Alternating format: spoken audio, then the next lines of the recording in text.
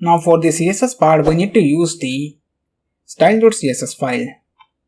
So I'm going to open my style.css file. Inside of that, first we need to select the body element, and inside the body, we need to first change the background color. So the background color is going to be like a little gray.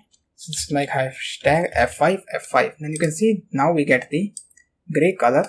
So I'm going to reduce the window size and increase the size of the window so that we can see the output more clearly. And after that, we need to add the font family.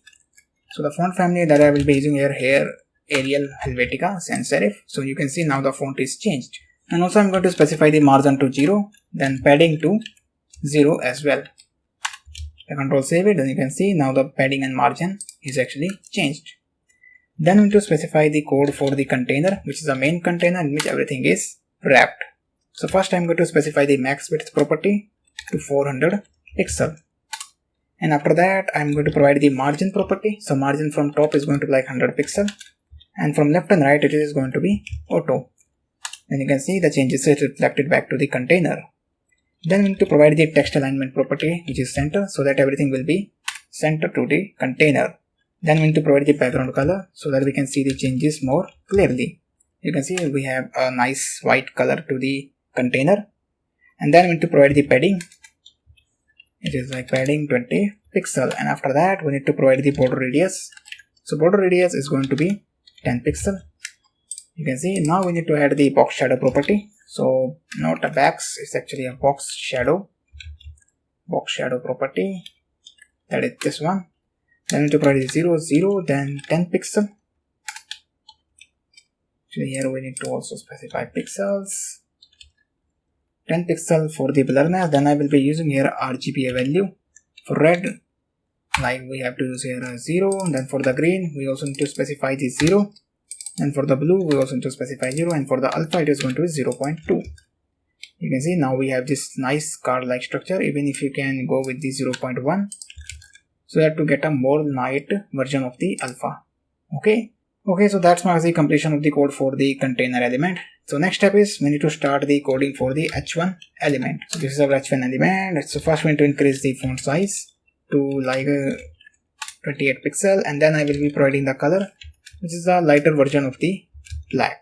You can see now the font is actually reduced a little bit for the H1 element. And then I will be here using the input, because we have one input which is of type.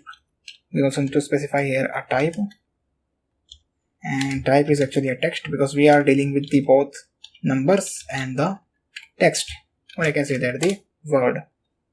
And after that we need to specify the width to 95%, and then we need to provide the padding property. So padding is going to be like 10 pixel. You can see now the padding is applied to the input type. Then we need to provide the margin top property. So margin top is going to be like 20 pixel. Okay, we can also provide the margin bottom property to this input type, but I'm not going to provide it because we are going to apply the margin top property to the button once we are done with the code of this particular input type text. After the margin top property, we need to actually modify the border. So we actually want to remove the border, so it is not giving the auto suggestion because it is not terminated. Then we are actually using here a border. So border is going to be none. You can see now the border is removed. And then I need to provide the box shadow. So box shadow is going to like 0 0 5 pixel. Then RGBA value, which is this one. You can see now we have this nice like effect. And actually here you can use pixels. If you not use it, then it's not going to give so much problem. So now you can see it's actually working. If I click on it, then it's mean it is active, which means it is in focus state. Okay, and also I want to increase the font size. So font size is going to be 16 pixel. If I enter word, then you can see now the font size is increased. Okay, so remove the input type elements. Next we need to specify the code for this particular button. So here we need to select the button, starting the block of the code for the button. So the first thing is we need to provide the color to this particular button. So the color is going to like 7BFF,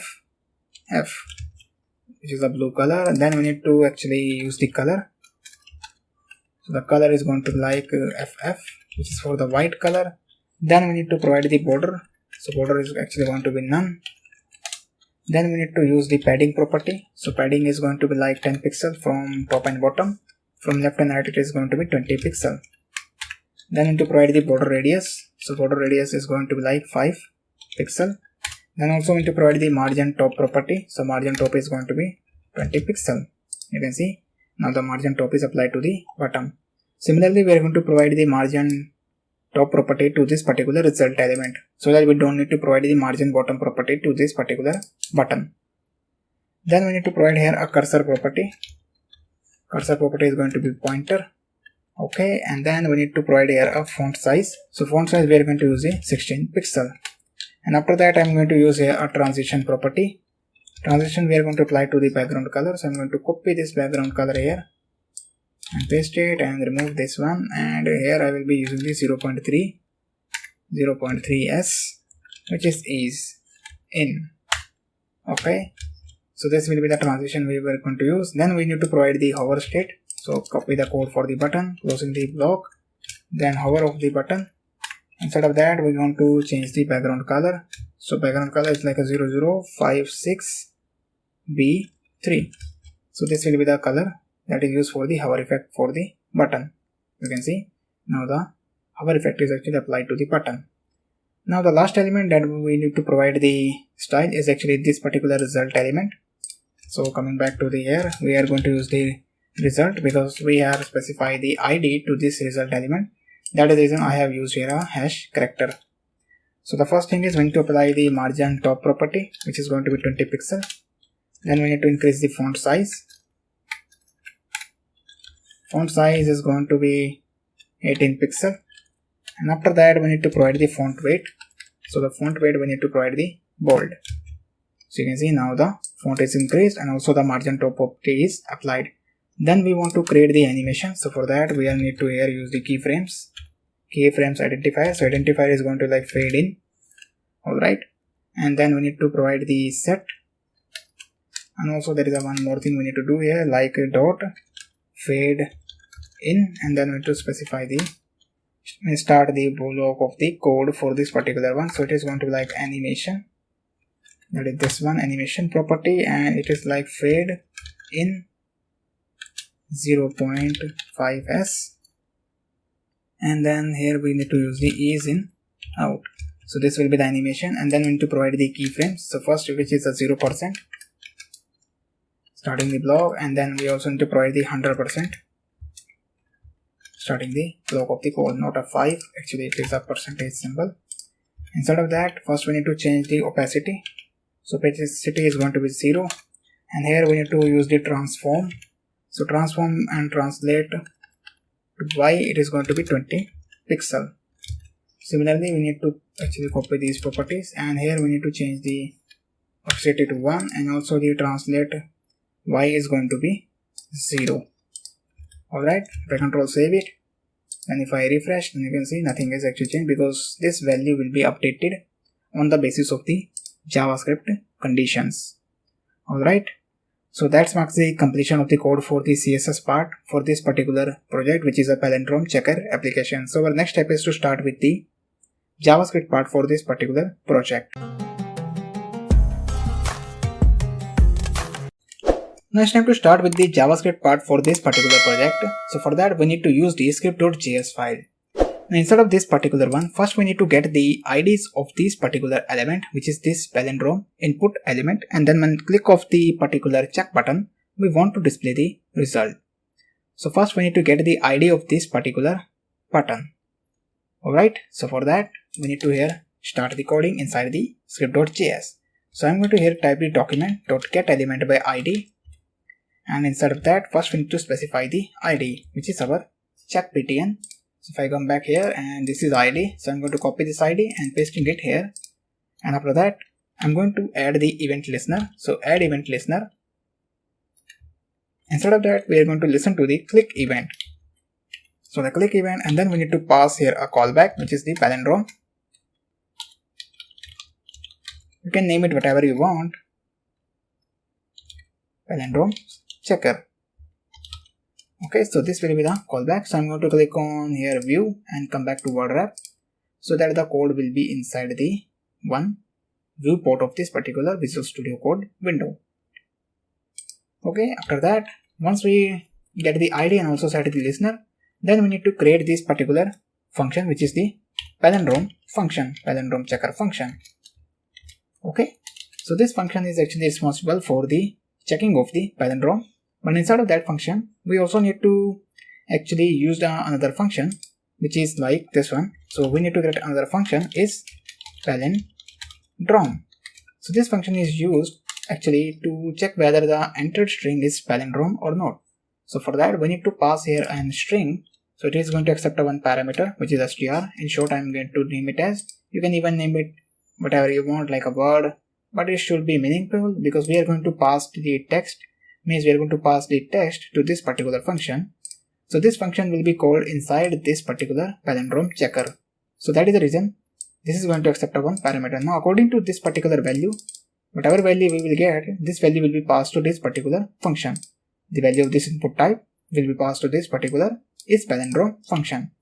So instead of that, first we need to create a variable. So it is like const.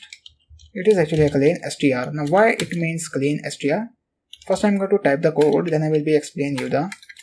So str, which is the variable, that is this one we have used here, str. So first we need to convert it into two lowercase. So it is a string handling function of the JavaScript. We need to convert it. Like if we enter here a capital MAM, so the ASCII code of these characters are actually different, means the ASCII code in which they are actually stored in the computer memory. So that is why it is different. So we need to convert every uppercase letter to lowercase. So that is the reason we need to here use the lowercase character. Then we need to replace with any special character, because maybe we can type the character like this, because right now we are using a text. So that is the reason we can enter the characters like this. So we want to replace this all special character. So that is why we are actually going to use here a replace, and then I'm going to here use the regex. So it is actually for the like a sign of exclamation, then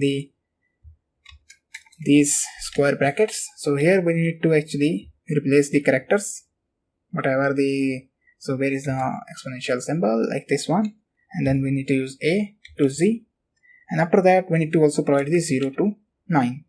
So this will be character will not going to be replaced, except we are going to replace, so this will be the replacement character. We want to replace with the blank, like this single quotes one. So now you can see replace search value regex xp. A string contain a text to replace when the search value is a regex xp. All matches are replaced if G flag is set. So every special character will be replaced because we have set it here a G flag. You can just simply search for this because it is a long topic for the discussion. Just to remember that whatever value, like if this kind of value we enter into the input type, and if we pass it to this particular clean string variable, means right now this will be initialized to this variable, then we want to a clean string. So to get a clean string, we need to use this particular approach. So I'm going to use here a console log statement. So I'm going to show you what will be the result of this particular lines of the code. So here I will be using here a clean str. If I control save it and open the F12 key, means we open the debugging console. If I go to the console here, and if I enter here a like MAM, which is all, if I click on it, so actually it is not visible. So because is palindrome is actually not called here. So we need to actually call the is palindrome because we need to actually get the ID of this particular like input type. So that is the reason. So we need to actually complete the code, then I will be showing you the exact working of these all things. So even now we can do that, like because right now this particular str is actually an empty, because right now we have not passed any parameter, means any value to this particular str. Right now it is actually empty. So that is the reason. So I'm going to come to this particular point of the discussion once we complete the code. Completing the code for this particular is palindrome, which is the reversed string. So this is another variable. So this will be used for the calculation of the palindrome logic. So whatever we will get clean string, and we are going to split this one into different characters, like this one split. Okay, like if I use here split, and then it doesn't matter if you use a double quotes or single quotes. I most of the time prefer single quotes. Then we need to here use the reverse, and means whatever character we are getting, means this clean string, we are actually first split the entire string by using this split function, because we just want to split the, so we are going to reverse that particular string, the splitted string, and then we need to join it. Okay, so this is a logic we used. We need to join it, so just simply provide here empty quotes, because we don't want to append any character, because we just want to use the join. If you want to append D, then you can use it, but here the logic is like this way. Okay, so after getting the reverse string, we also can use to print it like this reverse str, and then after that I can here use the return. So if clean str is actually equals to reverse str, so it means it is actually a palindrome. Alright, so that's all code for this particular is palindrome function. Now it's time to use this function inside this palindrome checker. So the first we need to get the ID of this particular input type element, and also we need to get the ID of this result element. So inside of the palindrome we need to create a variable which is like const, and it is going to be equal to input like text is equal to, we need to here use document.get element by id, and then we need to here provide the id which is the input type. So again coming back to the index.html, copy the input text which is the id name, then pasting the id, and then I'm going to duplicate it into one more time. So this will be our result, and then we need to provide here a result. Okay, so now we get the IDs. It's time to specify the condition. So if inside of this if condition we are going to check for the is palindrome, so we need to pass the input text value. Remember, we need to get the value of the input elements, so that is the reason we need to input text dot value. Alright, we actually pass the parameter to this is palindrome function. Now after specifying and calling this palindrome function inside the if condition block, so it's time to actually show the working of these console statements, what I mean with this particular clean string and this reversed string. So first I'm going to actually reduce the size of the Visual Studio Code window so that we can see the console log also, this console properly. So this will be perfect. So if I enter here a 1 to 1 and if I click on check, then you can see this is the clean string and this is the reverse string because of these two console statements. So if I enter here a like 1 to 1, so now these both characters are same because the ending and the starting character is same, and also the clean string and the reverse string is same because this is first we are actually printing the clean string and the second we are printing the reverse string. Okay, so if I enter here like some invalid inputs like these special character ones, and if I enter here capital M, then you can see it's actually reduce. It's means actually replace all the special symbols because of this regex, and then it is going to display the characters like this. So if I actually here remove these two variables, means these two functions, if I control save it, and if I now enter a value like 1 to 1, click on it, then you can see it's actually split the clean string into this particular single characters. Okay, like a array, because now we can traverse it because it has the indexing. So after that we need to join it, means we need to reverse it. So if I remove the join one also, control save it, and if I again enter a 1 to 1, click on check, then you can see it's actually join it. Alright, means reverse the string. So if I enter here a different value, like right now the both are same. So if I enter here like 1 2 3 4 5, so if I click on check, then you can see it's actually reverse the entire string into multiple values, store them in a form of arrays. So that is the reason we need to here use the join also. If I control save it now, and if now I enter 1 2 4 5, so it is now again become a string. Alright, so that is the reason we have used a split. First we split the clean string, then we reverse it, and after we are getting the reverse we need to join it, and then we need to compare it. So that is the reason we are actually returning. So it is going to return true if the clean string and the reverse string are same. Alright, so this is what I want to show you. Now coming back to the Visual Studio Code by refreshing the web browser screen, and also I'm going to reduce this console and coming back to the Visual Studio Code again. So here I'm going to increase the size of the Visual Studio Code window. So now we also need to specify the last two statements. The first is the else statement and means the if block, and also the else statement. So here we need to construct the result message, means we need to properly define the result message. So here I will be entering the result dot. So we want to actually update the text content here. Actually I need to here enter the text content after the dot. It is a text content and it is actually equals to. So I am actually going to use here a template string, which is a key present at the top of your tab key. And then here I will be using the dollar symbol, and we need to actually concatenate, means use the word inside the double quotes, because I want to display the word which is entered in the input text into the double quotes. And then we are going to use here a input text dot value. So we want to display the value, and after the outside of this double quotes, just here we need to use a palindrome. Similarly, we need to copy this one, copy it and pasting it here, and here we need to specify is not a palindrome. So if I control save it, and if I enter here 1 to 1, you can see 1 to 1 is a palindrome. If I enter here a mom is a palindrome. If I enter here a ullu, then you can say ullu is a palindrome. If I enter here a 4 5, like this kind of number, then it is actually not a palindrome. Now the only thing is left, if you actually see in the final version of the application, like this particular animation, which is actually displayed for the first time, like this animation. So we want to implement this particular effect, a small animation. So to do that, so come back to our version of the application. So here inside of the Visual Studio Code, we need to here use the result class. So result dot, and here we need to provide the class list. So class list, we need to add the fade in class that we have created in the CSS part of the project, which is this fade in class. So we need to actually use this fade in class here.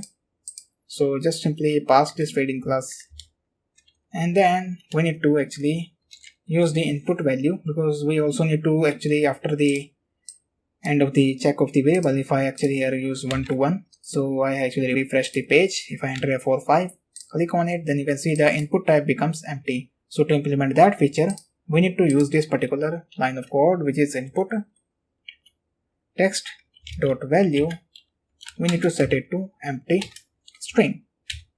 So now our project is completed successfully. It's time to check it whether the input text value or the animation is performed or not. So if I click on it, then you can see the animation is also performing, and also our input text become empty, so that we can enter a new entry.